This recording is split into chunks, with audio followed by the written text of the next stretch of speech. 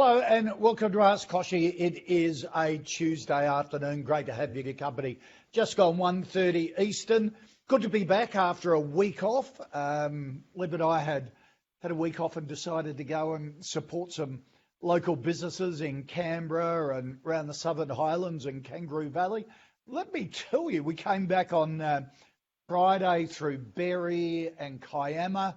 Had lunch at the Scarborough pub just out of Wollongong, the beer garden there. What a sensational spot that is, and great staff and terrific people who run it. But all of that South Coast was really buzzing and humming along. And I've got to say, Southern Highlands, Kangaroo Valley, exactly the same. So it's great we're all supporting small business in these tough times. But for the next half hour or so, of course, you can hit me with any questions in terms of personal finance or the economy or small business.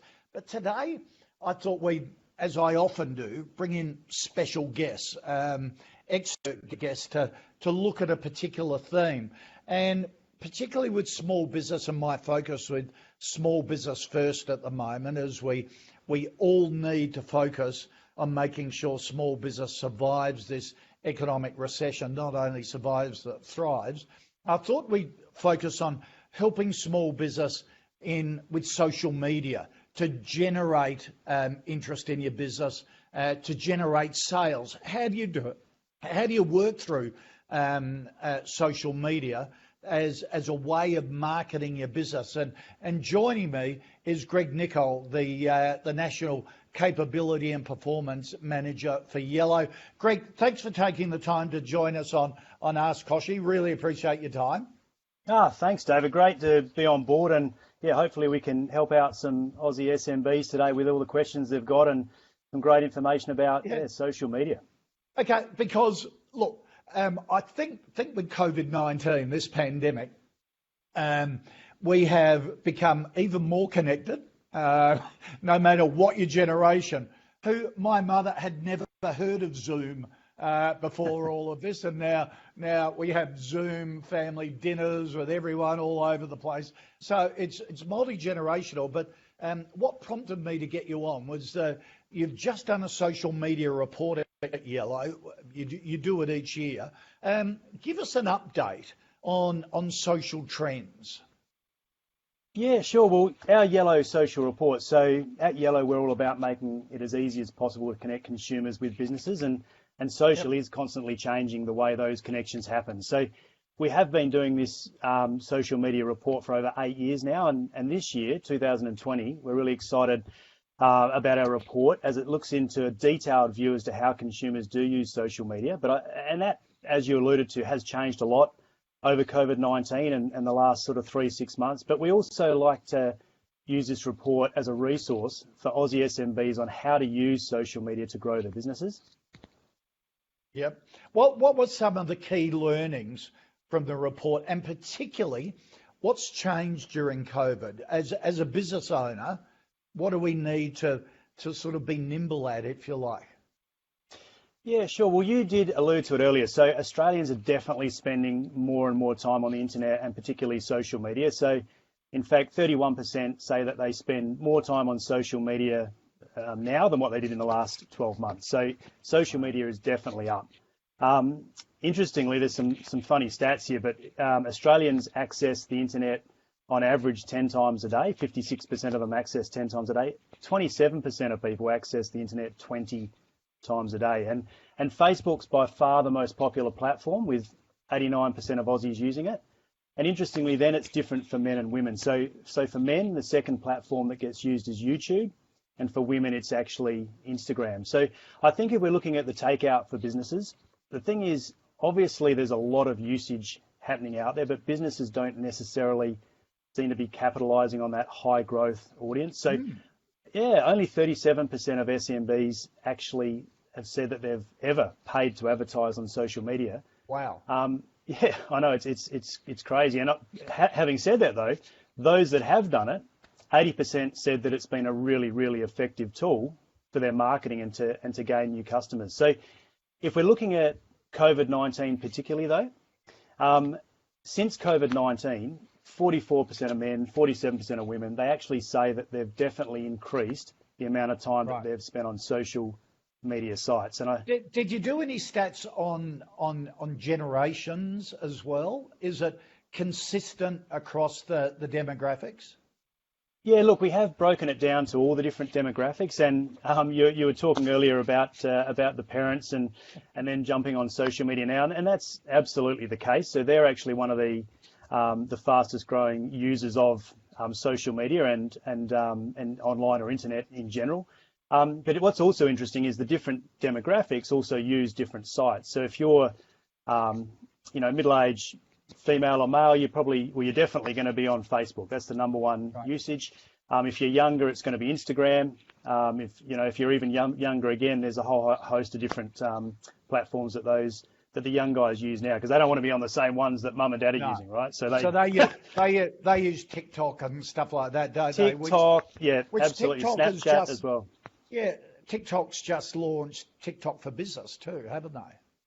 Yeah, and look, TikTok, it's at the moment, the usage or the demographic of TikTok is quite young, but all of those different platforms are trying to work out ways that they can monetize their platforms. So introducing a business component is obviously, an easy way to do that. But to make it easy for businesses, most businesses that target a demographic sort of around 25 to 45 as their core demographic, which a lot of Aussie businesses, that is their core demographic. Facebook and Instagram, they're the staples. That's where you want to get your message out there and get it in front of your potential audience. Right. Okay. All right. Now, if you'd like to put a question to Greg, just do it in the dialogue box there at the bottom of the screen. I'll get to them in just a tick. Give us some tips on how small business can use social media to attract new customers. And again, are the tips consistent across all platforms, or do you need to sort of massage them a bit depending on the platform that you're using? Yeah, great question. So I'll go generic first, and then we can break that down into the different platforms. So look, we know the vast majority of Australians are on social media for a good chunk of their time. So that's the first thing. Here's a channel where a lot of people spend a lot of time on. I mean, Facebook alone, the average Facebook user in Australia spends 8 hours a week on Facebook. So it's a lot of time they're spending on there. So it's about putting your business message in front of those consumers. And the great thing about social is that you can really target just the people that are likely to be interested in what you do and in your local area as well. So look, something I say to a lot of people all the time is social ads are like the best of awareness and the best of search marketing. So it's like having a TV ad that reaches a huge market, but only having to pay for it when a consumer interacts with your ad, like requesting information or clicking through to your website. So it's like the best of both worlds. Right. As far as the different channels go, definitely if your target market is the 25 to 45, 55-year-old males and females, you're going to be targeting your business on Facebook. And I think on Facebook, where people are on there to interact with their friends, with their families, get local information around their area and news and things like that, it's important to make sure that your marketing is very authentic, that you're offering something to those consumers to try and entice them to want to interact with your business. If it's a younger audience, you're going to go more for the Instagram, or if it's more of a visual media that you market into, like hairdressing or beauty or florists, again, you might go more into that sort of visual type domains like Instagram. But again, where your money is best spent probably at the moment is still across Facebook and Instagram, where the majority of consumers go. Okay. We've got a question from Nick, who says, I had a toy store that I had to move online because of COVID. While online advertising has helped me to find a new audience, I'm struggling to reach my neighbourhood customers. This is interesting. Is there a way that social media can help me reach local customers?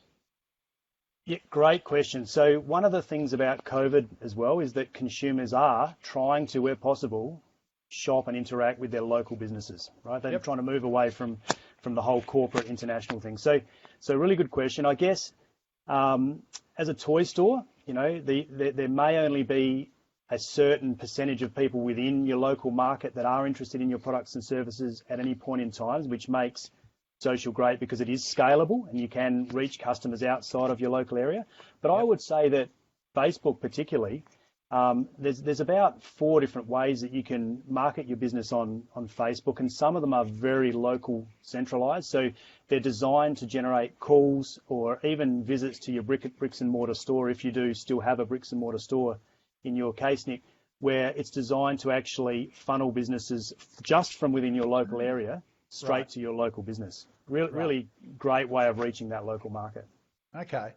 And look at things like social is good for building that connection with your tribe, a customer base, isn't it? Sort of sharing not only products and services, but a bit about you, what makes your business different. You can sort of bring personality to your business as well, which customers really like. They want to know who the owner is, don't they? And why you're there and why you love your business and why you love your customers. And social is really unique in giving you that opportunity. Yeah, look, 100%, David. It's a social, personable. That's why it's called social media. It's people connecting with people. So think of it like word of mouth down at the pub, but online, because you're not allowed to go down to the pub at the moment, right? So it's just think of it like that though, and then you'll get the right perception. So it's important that you are engaging people and humans and being conversational about it, giving people something that they'll be interested in, so that they want to engage with your business, which isn't always just about, this is our business and this is our differentiator, because that's not necessarily why they're on Facebook. One thing though, just to touch on, and I think this is important for probably a lot of the people who are tuning in today. So unfortunately today, when a business does post to their Facebook page, only about 2% of individuals who have liked that business's page will actually see that post. Now that changed, I guess, about a year ago or a year and a half ago now, probably, when Facebook changed their algorithms so that less business posts and less news posts, less ads would appear in a feed, because that's what consumers were asking for. They say, I want my friends, I want it to be more about me. So they made it so that free posts that you put on your site are less likely to get into those feeds. So the only way to do it now is to really use a social ad campaign. And it's important that if you are trying to reach new customers, and this might go back to the question before from Nick, if you are just trying to reach your local audience by posting on your page, it's probably not going to reach new customers and new people in your area. You do need to engage in a social ads campaign and ensure that the image, the message, the call to action, the audience, they're all set up for success. Okay. So if you don't put an ad, if you like, in your post, and it's just a social post, if you like, will that still only get to the 2%? If instead of saying, I've got a great deal, I've got a sale 50% off, you do hey, look what I've done in the store, and I love this bit of furniture, and this is the reason why, or something like that. Yeah, good, really good point to stress home, right? Because a year ago or 2 years ago, it was a different story. What would happen is you'd go onto your page, you'd create a social post. Exactly like you said, you'd say, if you're a pest controller, you'd give tips on how to set up your house to not get termites, right? And what would happen is all of the people who like your page would see that post, they'd like it, and then their friends would like it, and their friends would like it. Next thing, half of Australia's seeing your post. That's all changed. So right now, if you do that termite post on Facebook, only 2% of the people that actually already like your page will actually see that in their feed. Literally only 2%. And no one who's not a friend of your site or who's liked your site. So you're really not going to reach any meaningful numbers of new customers at all unless you actually run a Facebook ads campaign these days. Right. So how do you get to 100% of people who liked you? Only an ad? Only an ad. That's it. The algorithm is now set up that no matter how great your post is, it's generally, on average, only going to reach 2% of the people. So when I say reach, appear in the feed of 2% of the people that have liked your business page. Gee, that's a massive change, isn't it? Oh, it's huge, and a lot of people still don't realise. So they spend exorbitant amounts of time managing their social page, putting information on there, posting, all this time they spend on there, not realising that they're really probably not reaching a very large population. Okay. Question from Lena says, you mentioned that if my target audience is 20 to 25-year-olds, I should customise my approach. How do I know what demographic is engaging with me on Facebook? Yeah, look, great question. So when you run a Facebook or an Instagram campaign, so particularly with us, when we run a campaign for someone, we provide detailed reporting, basically live reporting on an ongoing basis that shows exactly which demographics are interacting with your ads. So males, females, ages, the areas that they're engaging from, all of that sort of information, and then you can tailor the content in your ads and the type of messages that you're putting out to those people based on the type of demographics that are engaging. So if it is mainly females, you want messages that are going to appeal to females, and obviously vice versa if it's men. Yeah.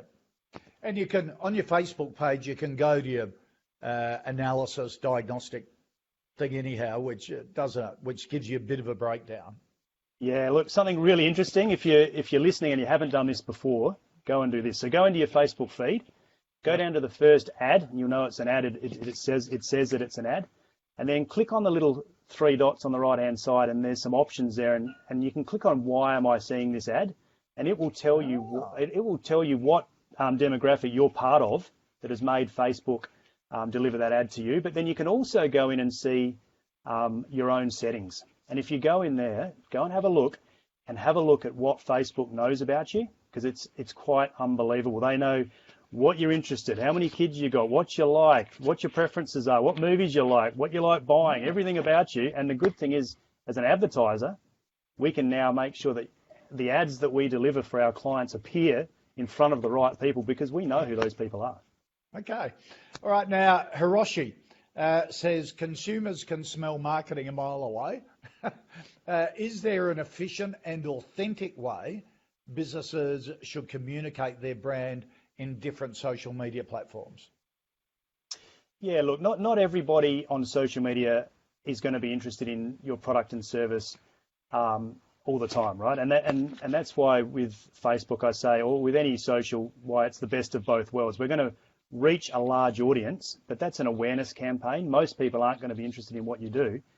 But what you do want to make sure is if somebody's on Facebook chatting to their family and their friends, and they're in the market, they're about to get their tax return back and they're going to have some cash, and they've been talking to their husband about, getting a new kitchen, you want to make sure that if your kitchen ad, if you're a kitchen builder, comes up, that you give people some really compelling reasons and a great call to action and a nice visual that's going to appeal to that person at that time. I like to say that the way that we run a campaign, and we actually run 3 different ads concurrently every single month to A/B test what is actually working in the market. So the idea is making sure you've got the right message. So don't just do right one people at the right time. No. So and just if one's working, you keep it going, but then you test it against other new ones that you might think. Is that the way to do it? That's exactly it. So we test 4 things, right? And every month we'll just test one. So every month we'll either test the image that we're using, the message that we're giving, the call to action, or the audience that we're targeting. And so let's say this month we're testing the image, and you're a pest controller. We'll have 3 different images that basically demonstrate what you do as a pest controller, and the image that gets the best result for whatever that measuring factor is that we're measuring for you, we will keep that, take that into the next month, and then we'll measure something else. And then we'll keep that, and we'll go into the next month, and we'll measure something else. And by doing that, you're not getting ad fatigue, putting the same thing out there all the time, which people get sick of, and you're also making sure that you're getting the best result you can possibly get out of the medium. And we do that across Facebook, but we also do that across Instagram as well. Okay. Christine says, is Facebook Live a good way to reach your audience? Well, I'm on Facebook Live at the moment, and David's on Facebook Live, and so are you. So for us, it's turned out a great way to reach our audience. And I think, more so, again, it depends on the demographic that you're trying to reach. But if you are a business that is trying to reach that 25 to to 45, 55, and even 65-year-old demographic, it's Facebook where you're going to be able to reach that particular audience. Absolutely. Okay. All right, because I've been doing Facebook Lives for months and months and months, particularly during COVID, just answering people's financial and business questions. But then I look at Instagram, and they sort of have an Instagram Live and Instagram TV for sort of longer form. Is that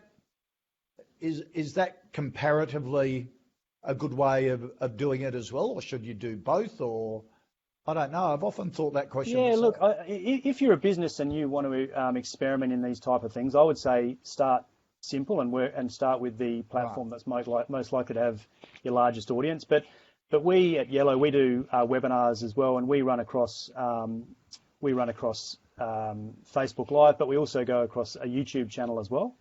Because we get a lot of users come through YouTube. But it's a bit like a website, right? You can have the best website in the world, but no matter how good it is, if you don't run some sort of strategy to drive people to that website and show it off to people, then it's a bit like having a shop in the middle of the desert. So if you're going to have it on Facebook, you've got to promote it on Facebook, promote it across Instagram, promote it across any other channel that you're on, and just drive people to Facebook so that they can actually view it. But I think a great starting point for most people would be Facebook Live.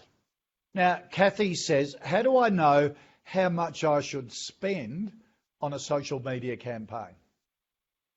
Yeah, excellent question. So again, with most of the social media channels, and I'm going to talk about Facebook and Instagram here again for a second, you can go on there and you can basically do some research and you can see how many people you can reach and potentially how many people that might drive to your website or how many calls that might deliver to your business, based on different budgets that you're prepared to spend. So it then comes down to how much business do you want, right? It's how long is a piece of string. There's no exact correct amount to spend on social marketing. It's what are you trying to achieve. So, but it is probably as simple as saying, if I want to get 100 new people to my website every month, the tools are there to backtrack that and work out that, okay, to do that, you might need to spend, $300, $400, $500 a month or whatever that number is.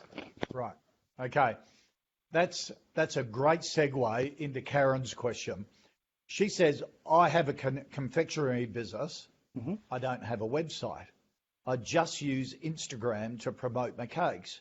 Should I be looking at creating a website, or is social media enough to connect with my customers?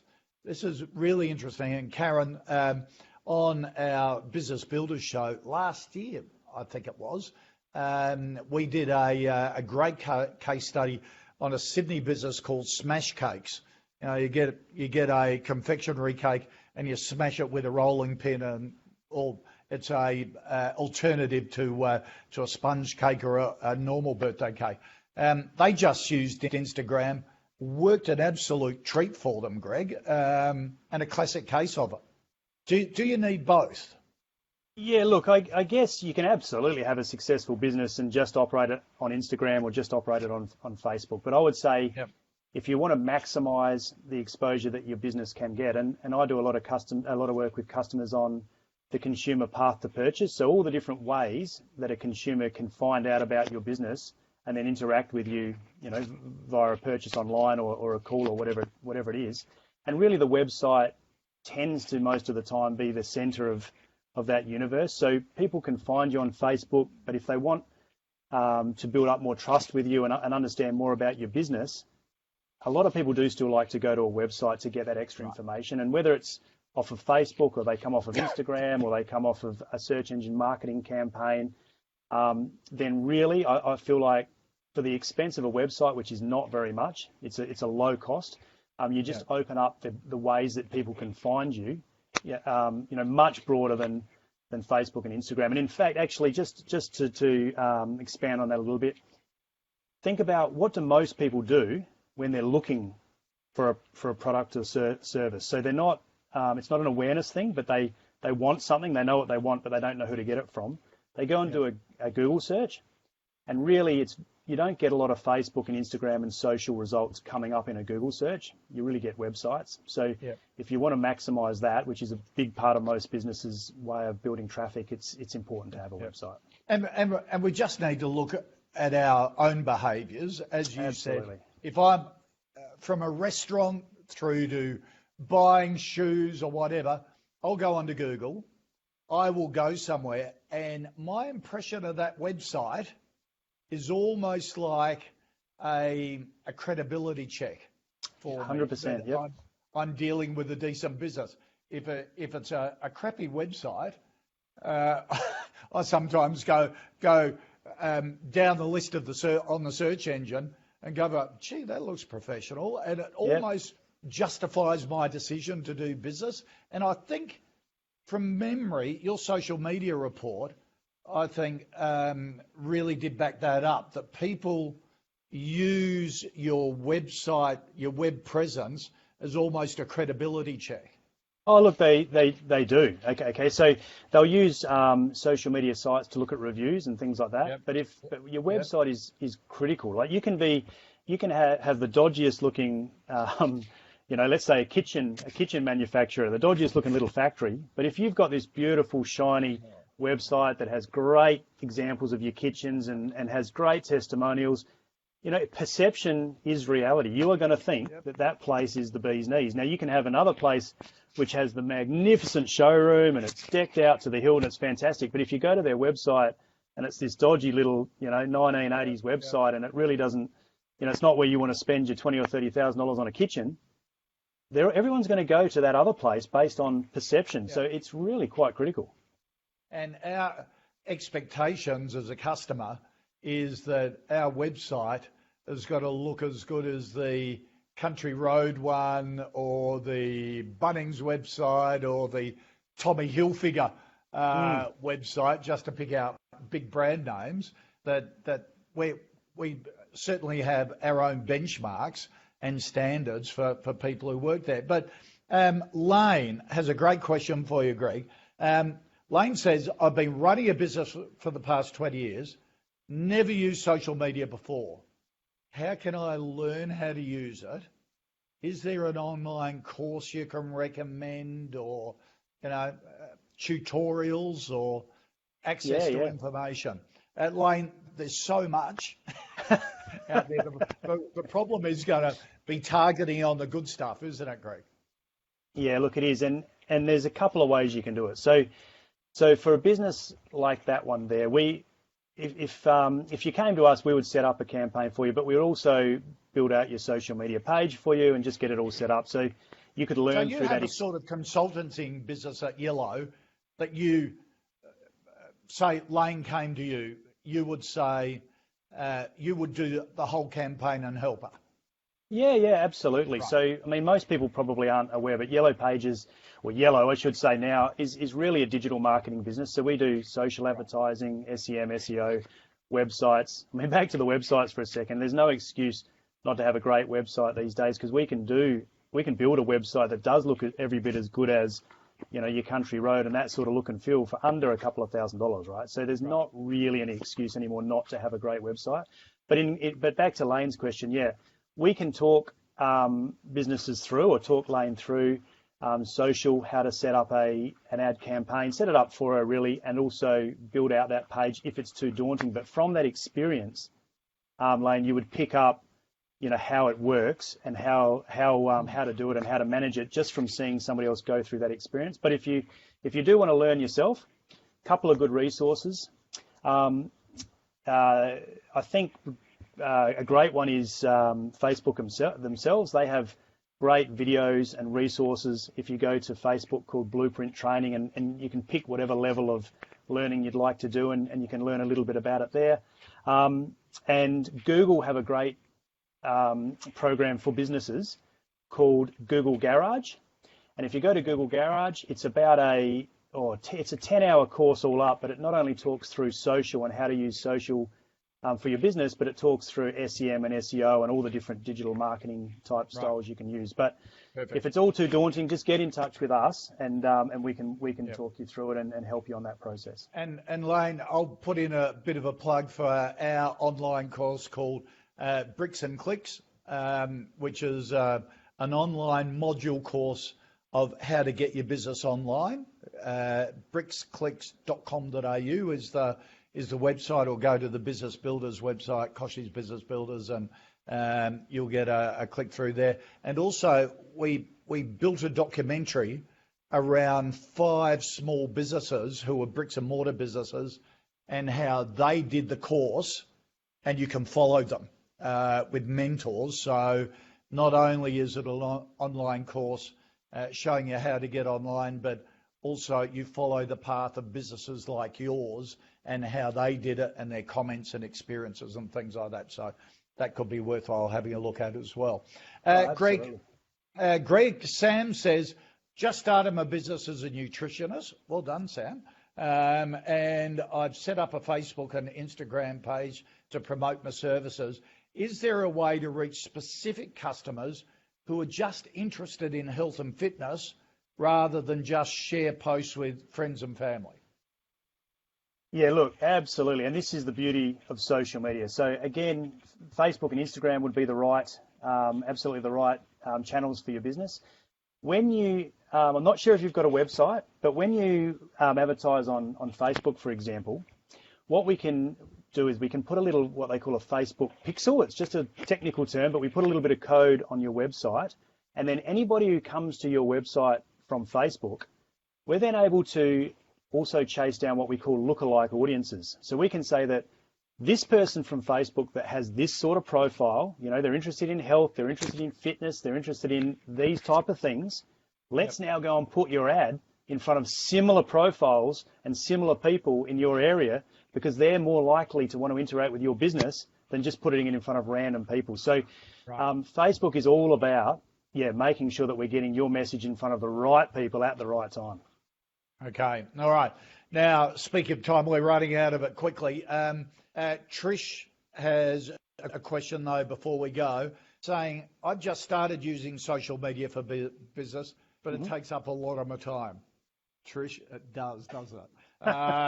All the youngsters are very happy to be on their whole life, but lots of us oldies have other things to do.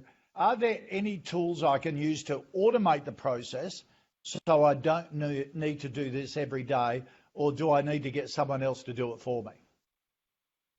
Yeah, look, there's 2 things there. One, probably managing your own site and managing your posts that you put up and things like that. And there's absolutely tools around that you can use that will post your information across Facebook and Google My Business and Instagram and multiple different channels all at the same time. But if you're trying to get maximum bang for your buck and trying to get more customers into your business, you do need to get into the social ads side of things. And if you're going to do that, you're really better off getting somebody to do that for you, because it is quite time consuming, and you can pour money into it and not get a good result if you don't know what you're doing and you're not doing it right. So I would say, jump onto yellow.com.au. Heaps of resources on there that will help you better manage your actual social profiles, including going through those tools that will allow you to do that at scale. But then also you can get in touch with one of our people who can talk you through a social ads campaign and start actually finding some customers across those social networks. And Greg, also, once you start getting results to your business, it's no longer a waste of time, is it?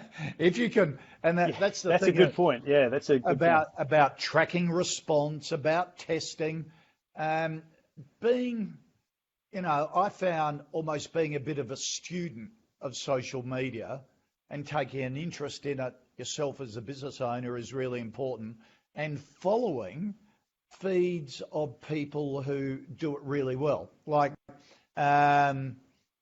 someone, and you'll think this weird because I'm not her demographic and certainly not in her industry, but I follow Kayla Itsinas, the health and fitness guru, Forbes magazine, dubbed her the most powerful health professional in the world the year before last. She and Toby, her partner, who is the business person behind it and social media, I follow her to pick up techniques on social media that she's using in different ways. And I've got probably 10 different people I follow on my feed. Not that I am really interested in what they're saying. but learning how they're using social media for their own business? Yeah, look, if you want best practice or you want to be the best, you go and learn from the best. I mean, they've got a great track record and they've built up a huge behemoth of a business. You know, there's some of the richest young people in Australia, so they certainly know what they're doing. I would say that probably a lot of our clients. So we have huge expertise. We're great at what we do, but a lot of our clients come with us because of the time factor, though. Like we deal with doctors and dentists and people who sell caravans and plumbers and pest controllers, and these people are great at knowing how to get rid of your pests or great at knowing how to, the ins and outs of a caravan, but they don't really have, and they're small businesses, so they don't have the time. It's a really good point. Yeah, don't have the time to learn and you all can't that. do everything. You can't do everything. Yeah, absolutely. Yeah. So, but if you have got the time, absolutely get out there. There's plenty of resources to learn about it. Yeah. But you're quite right. Focus on your specialty, what makes your business great. Understand that social marketing is really important. Take an interest in it. But hey, get some experts behind it. Greg, speaking of experts, really appreciate your expert time for the last 40 minutes or so. Thank you so much for taking the time to do it, and appreciate it. No, absolute pleasure, David. Good luck to all those Aussie SMBs, and look, happy to come back anytime, David. So Thanks for your time. Go to Yellow's website. Greg Nicolle there, who's the National Capability and Performance Manager at Yellow. They certainly have some great tools. Those people who are members of our Small Business First community know that they've been able to go into competitions to win bundles of all the tools that Yellow have to offer. So if you want any more details of that, just go to Small Business First, and we'll be able to point you in the right direction. Well, thanks for your time today. I'll be back 1:30, of course, next week, more with a more general Ask Kochie. I like to have these themes sometimes because it means we can really get in deeply to a subject and get an expert along at the same time as well. But see you next week, 1:30 Eastern, for more Ask Kochie. See you then.